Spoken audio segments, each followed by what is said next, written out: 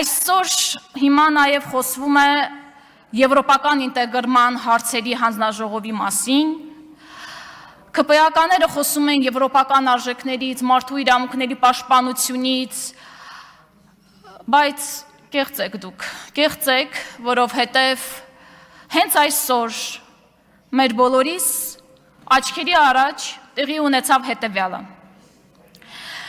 Տեղի ունեցավ այն, որ բերման է ենթարկվել Հայաստանի Հանրապետության երկրորդ և Արցախի Հանրապետության առաջին նախագահը։ Արցախի միակ նախագահը, ով այսօր ազատության մեջ է։ Մյուս նախագահները Բակո Սահակյան, Արկադի Ղուկասյան, Արայիկ Հարությունյան, Իլհամ Ալիևի հրամանով գտնվում են Բաքվի բանտում։ Իսկ Արցախի Հանրապետության առաջին նախագահը Նիկոլ Փաշինյանի հրամանով այսօր բերման է ենթարկվել։ Դուք 8 տարի իշխանության գտնվող ուժ եք, ձեզանից էլ ավելի նախկին, դուք հնարավորություն ունեիք այս 8 տարիների ընթացքում իրականացնելու արդարադատություն, դատարաններն էլ են ձեր ձեռքին, մեկ մարդու հրամանով դատարանների դռներն էլ են փակվում և բացվում, SMS-ով դատավոր է աշխատանքից ազատվում, ինչու՞մն էր խնդիրը։ Քաղաքական հստակ ելույթից և հարցից հետո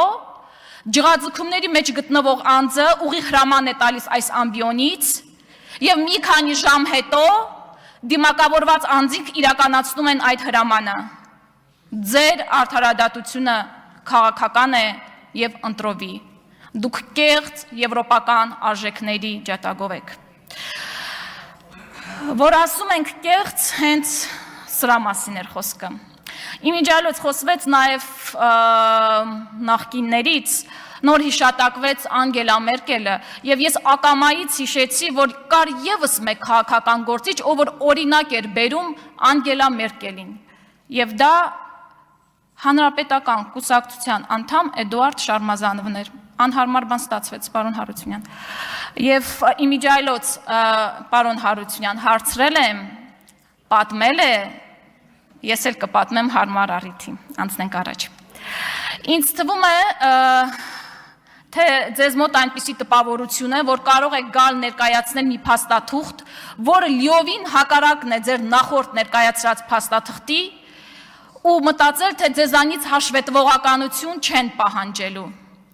Եվ մի փորձեք իրականում պաշտպանվել ընտրությունների արդյունքներով, դա հաստատ ձեզ ձեռնտու դաշտ չի, որովհետև ժողովրդի գերակշիռ մեծամասնությունը ոչ է ասել ձեր օրակարգին, այն հսկայական բռնաճնշումների, հետապնդումների պայմաններում անգամ ժողովուրդը ձեզ չի ընտրել։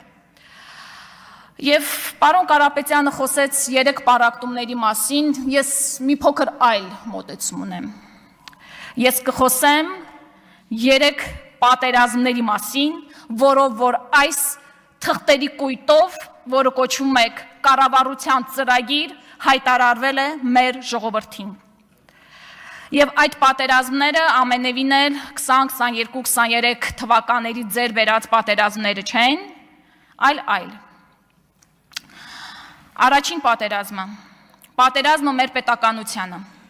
Ինչ 4-րդ հանրապետության մասին եք խոսում։ Պատմություն եք ուզում կերտել, պատմության մեջ եք ուզում հիշվել, վստահաբար առանց դրա էլ հիշվելու եք, որպես մի ղեկավար, ում օրոք էթնիկ զտում է իրականացվել, ում օրոք թշնամական զորքերը ներխուժել են Հայաստանի պետական սահման, ում օրոք կորցրել ենք հայրենիք։ Ընդ որում այդ թղթերի կույտում մեկ անգամ չի հիշատակվում հայրենիք բառ, ամբողջ 100-ից ավել էջում չկա հայրենիք բառը։ Երկրորդ, պատերազմ մեր սահմանադրությանը, դուք ուզում եք դուրս հանել սահմանադրությունից անկախության հռչակագիրը և այդ սահմանադրությունից դուրս հանելով որևէ լեգիտիմություն չի մնում այդ սահմանադրության մեջ, քանի որ անկախության հռչակագիրն է հենց լեգիտիմության աղբյուրը, անկախության հռչակագրով է հենց ծնվել Հայաստանի Հանրապետությունը։ Եվ երրորդ, Պատերազմ Հայաստանյայից առաքելական Սուրբ եկեղեցուն։ Այս պատերազմների հանրագումարում դուք ի սկզբանե պարտված եք, որովհետև նզովյալ եք սերնդե սերունդ։